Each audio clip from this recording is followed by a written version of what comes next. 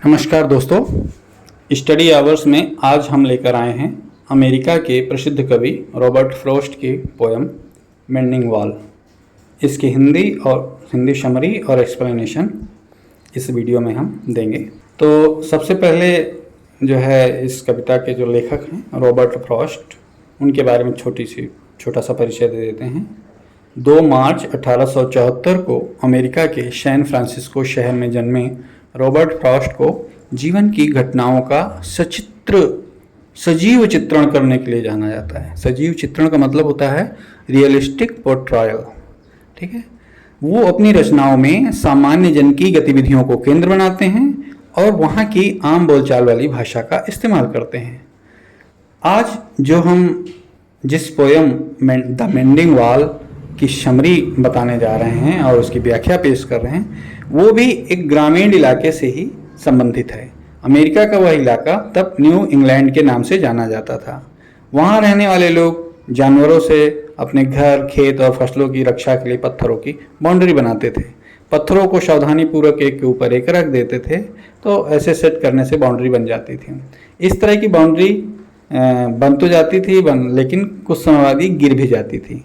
अब गिरने में कुछ मौसम के कारण हो सकते हैं, बारिश के कारण या बर्फ़ के कारण, और कभी कभी जानवर या शिकार करने वाले जो लोग होते हैं उनके कारण भी बाउंड्री गिर जाती थी। तो बसंत ऋतु में जब मौसम आता है, बसंत ऋतु का, इंग्लिश में जिसको स्प्रिंग वेदर बोलते हैं, उस समय लोग इन बाउंड्रियों को जा कर के ठीक किया करते थे, पत्थरों को सेट करते थे दोबारा से। तो कवि को खुद भी ऐसा करना पड़ता था उस समय। तो इस पोयम में उन्होंने मेंडिंग वॉल में भी उन्होंने ऐसी ही एक गतिविधि को शामिल किया है। इस कविता के बहाने उन्होंने जीवन के अन्य क्षेत्रों में भी बाउंड्रीज की जो ज़रूरत होती है, यानी कि आपकी लिमिट की, सीमाओं की, मर्यादाओं की ज़रूरत होती है, उसका भी संदेश दिया है। तो पोयम का एक्सप्लेनेशन शुरू करने के पहले हम इसके शीर्षक यानी कि टाइटल का हिंदी मतलब समझ लेते हैं। मेंडिंग वॉल का मतलब होता है दीवार की मरम्मत। रॉबर्ट फ्रॉस्ट की यह पूरी कविता अपने और अपने पड़ोसी के खेतों के बीच बनी बाउंड्री की मरम्मत की घटना, उसकी मरम्मत की ज़रूरत और उसकी मरम्मत का जो औचित्य है, उसके लिए उसी के आसपास इसमें वर्णन किया गया है। इसीलिए इसके शीर्षक को नाम दिया गया है द मेंडिंग वॉल, यानी कि दीवार की मरम्मत। तो आइए शुरू करते हैं रॉबर्ट फ्रॉस्ट की पोयम द मेंडिंग वॉल का explanation. Poem the mending wall की पहली 4 लाइनें हैं। Something there is that does not love a wall, that sends the frozen ground that sends the frozen ground swell under it and spills the upper boundaries in the sun boulders in the sun and makes gaps even two can pass abreast। तो अब आते हैं poem की पहली line पर। पहली line में लिखा है something there is that does not love a wall. यहाँ पर समथिंग देयर इज का मतलब है कोई ऐसी चीज़ जिसके कारण ये बाउंड्री बार बार गिर जाती है। ऐसी चीज़ से पोएट का इशारा मौसम, जानवर या आदमियों की तरफ ही है जो उसकी बाउंड्री को गिराने के लिए जिम्मेदार हो सकते हैं। तो यहाँ something there is that does not love a wall का मतलब हो जाएगा कोई तो ऐसी चीज़ है जो दीवार को पसंद नहीं करती, यानी कि इस बाउंड्री को बने रहने देना नहीं चाहती। उसमें पहला कारण जो हो सकता है, इसका उल्लेख पोएट अगली लाइन में करता है। ये लाइन है that sends the frozen ground swell under it. इस लाइन का मतलब है कि उस चीज़ के कारण जो जिस चीज़ का उल्लेख करता है शुरू में कभी, दीवार के नीचे जमी हुई ज़मीन फूल जाती है। स्वेल शब्द है, स्वेल का मतलब होता है फूल जाना, और फ्रोजन शब्द है कि मतलब बर्फीली कोई चीज़ जम गई हो। तो जम कैसे जाती है? जो बर्फ़ पड़ती है वहाँ पर, उस जगह पर जो बहुत ठंड पड़ती थी और बर्फ़ के कारण दीवार नीचे ज़मीन गीली हो जाती थी, और जब अगले दिन सूरज की गर्मी आती है तो वो बर्फ़ पिघलती थी, तो और ज़्यादा पानी हो जाता था, जिससे वो ज़मीन गीली हो जाती थी और पत्थर जो बाउंड्री में रखे रहते थे वो गिर जाते थे। तो यहाँ जो उस चीज़ से मतलब कभी का मौसम या नेचर की तरफ है इशारा किया गया, क्योंकि कड़ाके की ठंड होने पर वहाँ बर्फ़ जम जाती है, बर्फ़ के कारण जो गीलापन होता है उससे बाउंड्री के नीचे की ज़मीन फूल जाती है। अगली लाइन है and spills the upper boulders in the sun. इसका मतलब है धूप निकलने पर बाउंड्री के ऊपर वाले पत्थर गिर जाते हैं। दरअसल रात में जो बर्फ़बारी होती है उससे ज़मीन गीली हो चुकी होती है, बाद में सूरज की गर्मी पड़ होती है तो बर्फ़ पिघल जाती है और ज़मीन और ज़्यादा फूल जाती है। इसके कारण बाउंड्री में लगे जो निचले पत्थर हैं उनकी सेटिंग गड़बड़ा जाती है और ऊपर के पत्थर भर भरा करके नीचे गिर जाते हैं। खैर आगे है पोएम की अगली line and make gaps even two can pass Everest.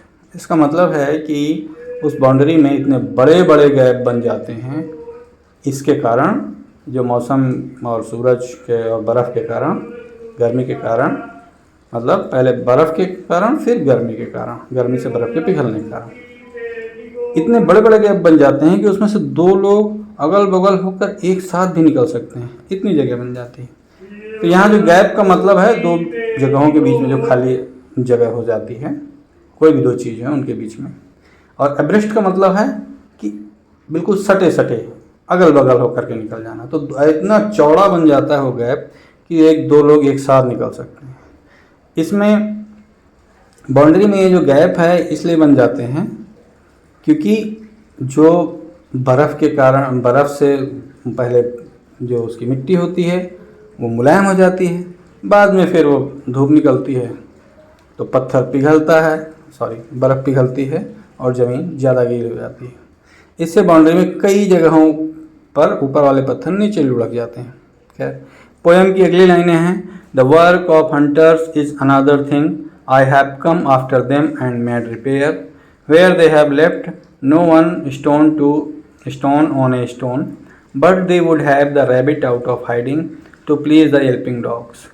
यहाँ जो पहली पंक्ति है the work of hunters is another thing, इसमें पोएट बाउंड्री के गिर जाने का जो दूसरा कारण हो सकता है उसका अनुमान लगाता है। उसको लगता है कि शिकारी लोग भी बाउंड्री को गिरा सकते हैं, लेकिन इसलिए पोएट कहता है the work of hunters is another thing. अब दूसरी चीज़ जिसके कारण बाउंड्री गिरी है इसके पीछे शिकारियों का कारनामा हो सकता है, लेकिन शिकारी ऐसा क्यों करते होंगे इसका उल्लेख वो दो लाइन आगे जा कर के करता है। जो तीसरी और चौथी लाइन है वहाँ बताता है but they would have the rabbit out of hiding to please the yelping dogs. वो यहाँ पर किस लिए ये करते होंगे? शिकारी लोग अपने भौंकते हुए कुत्तों को खुश करने के लिए बाउंड्री के जो पत्थर हैं उनके बीच में खरगोश या खरगोश के बच्चे घुस जाते हैं, उन्हें वो उसको निकालने के लिए पत्थर हटाते होंगे और ये पत्थर इधर उधर गिरा के चले जाते होंगे। यहाँ कुत्तों को खुश करने की जो शब्द है प्लीज करना, वो इसलिए है क्योंकि जो शिकारी अपने कुत्तों के लिए खरगोश को पकड़ने का या शिकार करने का इंतज़ाम कर देते हैं और उनके लिए बढ़िया भोजन का इंतज़ाम हो जाता है। येल्पिंग डॉग्स का मतलब आप समझते होंगे, येल्पिंग का मतलब होता है चिल्लाते हुए या भौं भौं करते हुए। कुत्ते जब खरगोश को खदेड़ते होंगे, उसका पीछा करते होंगे तो भौं भौं की आवाज़ करते होंगे, उसी का यहाँ पर उल्लेख किया गया है। खैर अब हम इन लाइनों के पहले लिखी जो दो लाइनें उस पर आते हैं। I have come after them and made repair where they have left not one stone on a stone. इन दोनों लाइनों का एक साथ अर्थ ये है कि इस चक्कर में मुझे अक्सर आना पड़ता है और उन स्थानों को ठीक करना पड़ता है जहाँ के शिकारियों ने एक भी पत्थर नहीं छोड़ा है। मतलब बाउंड्री में कुछ जगह ऐसी वो छोड़ जाते हैं पत्थर, खरगोश की तलाश में पत्थर हटा कर देते हैं कि उनको दो लोग वहाँ से निकल जाते हैं और उनको आ कर के फिर अगर उसको ना बनाया जाए तो फिर से उसमें जानवर आ जा सकते हैं। खैर कविता की एक अगली लाइन है the gaps I mean no one has seen them made or heard them made. इसके बाद अगली हैं but at spring mending time we find them there. इसमें जो पहली जो दो लाइनें हैं the gap I mean no one has seen them made or heard them made, इनका मतलब है कि दीवार में एक गैप बने हैं, ये जो जगह बनी है इसको किसी ने किसी को देखा नहीं कि शिकारी ने कर गया या कौन कर गया ना, क्योंकि मैं तो इधर आता नहीं और मुझे पता नहीं चल पाता कि कब ऐसा होता है। तो किसी ने देखा भी नहीं और सुना भी नहीं किसी ने, मतलब किसी ने शिकायत भी नहीं की, बताने भी नहीं आया, सूचना देने भी कोई नहीं आया। तो तीसरी लाइन है but at spring morning time we find them there. लेकिन जब बसंत ऋतु का समय आता है, हम लोग खेती बाड़ी की शुरुआत करना चाहते हैं, तब यहाँ देखते हैं तो ये दीवार गिरी पड़ी रहती है और उसको सुधारने का समय फिर से आ जाता है।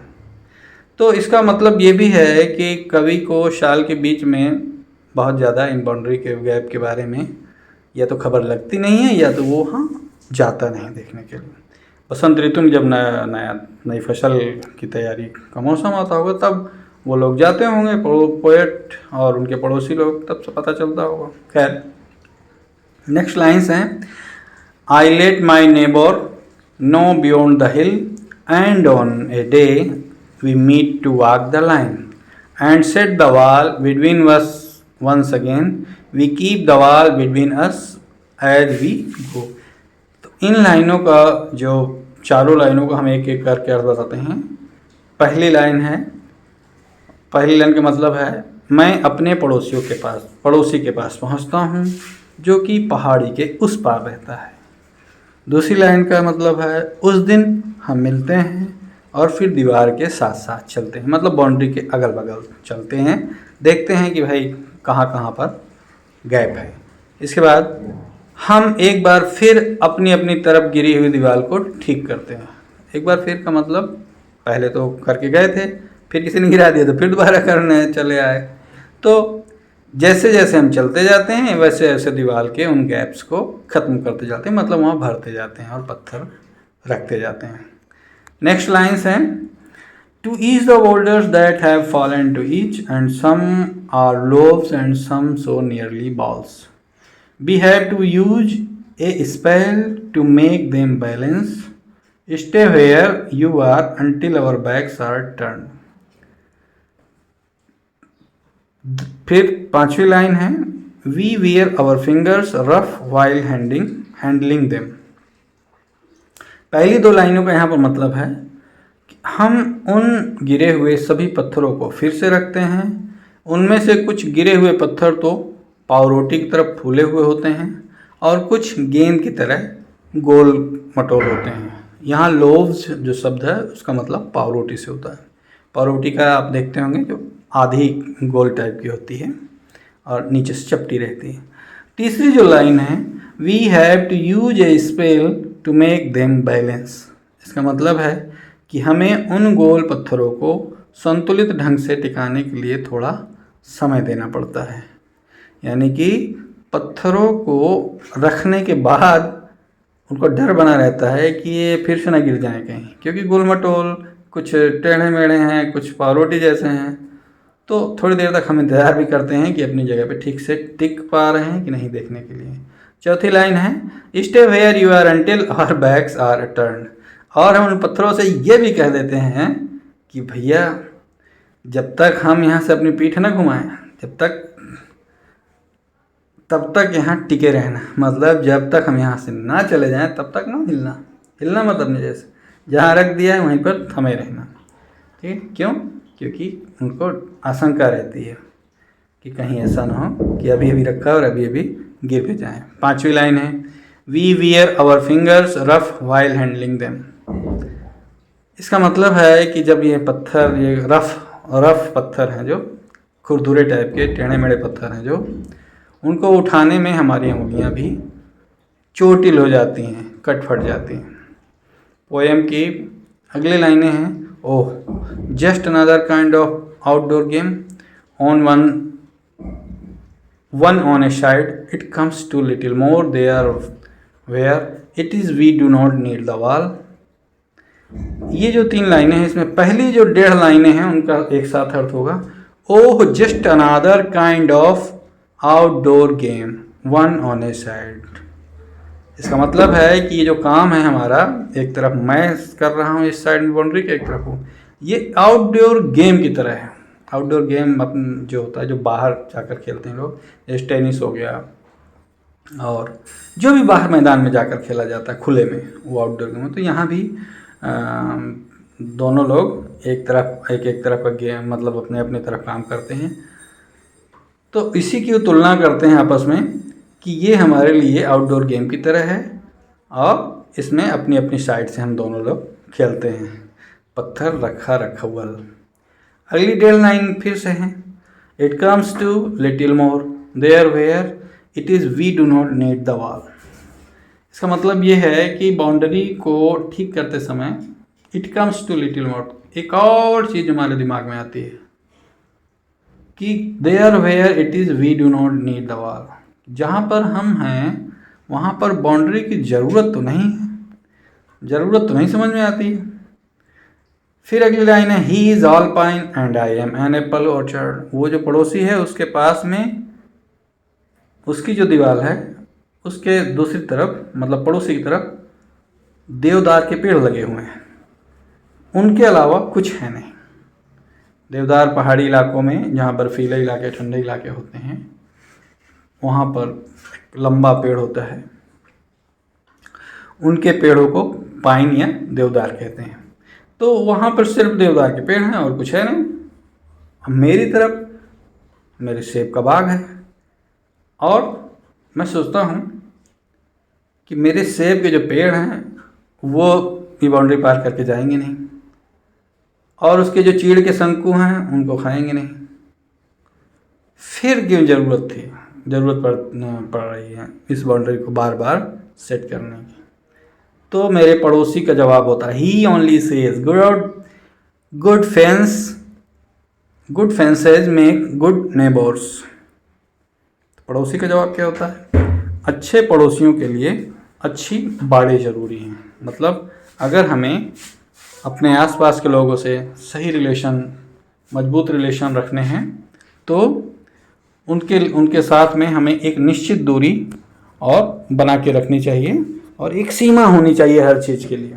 पोएम की अगली लाइनें हैं, spring is the mischief in me and I wonder if I could put a notion in his head. Spring is the mischief in me, बसंत ऋतु फिर से आ गई है और इस समय फिर से मेरे अंदर ये थोड़ी सी जब ये काम करने में आया हूँ तो मिस्चीफ एक शरारत या चुहलबाजी सूझ रही है। अब इसमें इसी में अगला शब्द है एंड आई वंडर, मतलब मुझे थोड़ा सा अजीब भी लग रहा है। क्या जो मैं उससे पूछने जा रहा हूँ, मुझे उससे बात करने वो अजीब लग रहा है। क्या if I could put a notion in his head, क्या मैं अपने पड़ोसी के विचार में या दिमाग में कोई ये एक बात मैं डाल सकता हूँ, क्या मैं उससे एक बात पूछ सकता हूँ। वो बात ये है, Why do they make good neighbors? Isn't it where there are cows? कि जो बाउंड्री हैं इसकी ये किस तरह से अच्छे पड़ोसियों को बनाती हैं। इनसे अच्छे पड़ोस का या लोगों के आपस में संबंधों का क्या, इनकी क्या भूमिका है, इनकी क्या ज़रूरत है। Isn't it, ये तो है ना। क्या ऐसा देखिए यहाँ एक बात तो है कि वेयर देयर आर काउज,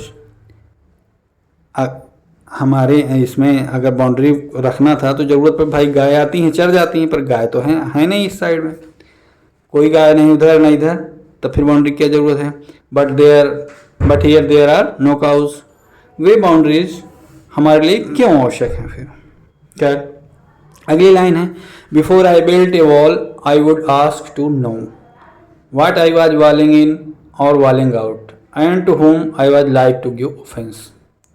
लेकिन अब मैं सोचता हूँ before I built a wall कि अगर मुझे दीवार बनानी होती तो I would ask to know, तो मैं ये ज़रूर जानना चाहता कि भाई what I was walling in or walling out, मुझे ये दीवार बनाने से बन जाने से क्या फ़ायदा होगा और वॉलिंग आउट, और अगर नहीं बनती है इसको मैं हटा देता हूँ तो क्या नुकसान क्या है।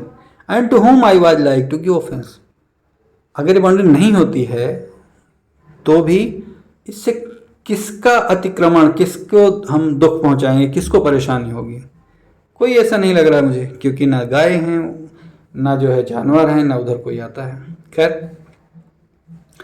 इस लाइन के बाद इस या अगली जो लाइनें हैं वो हैं something there is that does not love a wall. अब देखिए इसकी पहले की जो 3 लाइनें थी वहाँ पर कवि ने बाउंड्री की उपस्थिति को गैर जरूरी बताया था कि नहीं होना चाहिए, ना गाय है, ना जानवर है, ना कोई ना मुझसे कोई दिक्कत है, ना मुझे पड़ोसी से कोई दिक्कत है, फिर क्या ज़रूरत है बाउंड्री की। तो अगली लाइनें जो है फिर से आते हैं something there is that does not love a wall that wants it down I could say elves to him but it is not elves exactly and I would rather. तो कई बार एक बार पहले भी मतलब शुरू में पहली लाइन भी यही थी something there is that does not love wall, वहाँ भी यहाँ भी वही मतलब है, वहाँ भी यही मतलब था कि कोई तो ऐसी चीज़ है, कोई तो ऐसी ताकत है जिसे दीवार पसंद नहीं है और वो इस दीवार को इसलिए बार बार गिरा देता है या गिरवा देता है।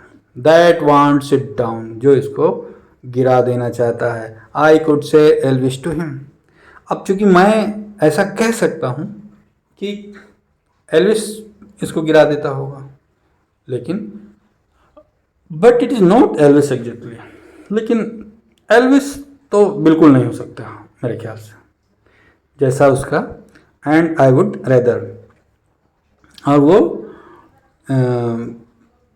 हाँ मेरा पड़ोसी जिम्मेदार है, लेकिन वास्तव में ये सच नहीं है। He said it for himself I see him there bringing a stone grasped firmly by top in each hand like an old stone savage armed. अब ये यहाँ पर जो कह रहा है कि मेरा पड़ोसी क्यों नहीं हो सकता है, इसके पीछे का कारण बताता है कि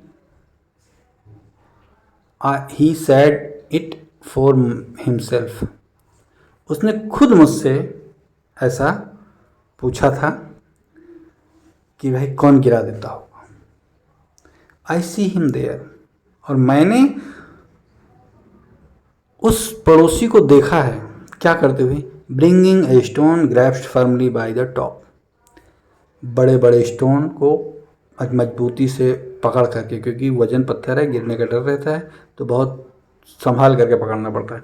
तो grabbed firmly by the top, और वहाँ उठा करके और यहाँ रखते हुए, इन ईच हैंड, अपने दोनों हाथों में, जैसे कि पहले बहुत बड़े बड़े, like an old stone savage armed, in each hand like an old stone savage armed, दोनों हाथों में अलग अलग पत्थर उठाए हुए, जैसे कि प्राचीन काल के योद्धा किया करते थे, जिनमें बहुत ताकत रहती थी, पूरी मजबूती से, और वो बड़े बड़े पत्थरों को लेकर के चला करते थे। तो यहाँ जो सेवेज आर्म्ड शब्द है उसका मतलब है कि कोई सशस्त्र, मतलब हथियार के सहित व्यक्ति हो, और सेवेज का मतलब होता है बहुत निर्दयी या हिंसक टाइप का। तो ऐसे करके सैनिकों को पहले जो मजबूत कटकाठी वाले और भयंकर दिखने वाले रहते थे उनको सेना में भर्ती किया जाता था। तो यहाँ पर उसी तरह से ये भी जो है बड़े बड़े ऊंचे मोटे मोटे पत्थर लेके आता है।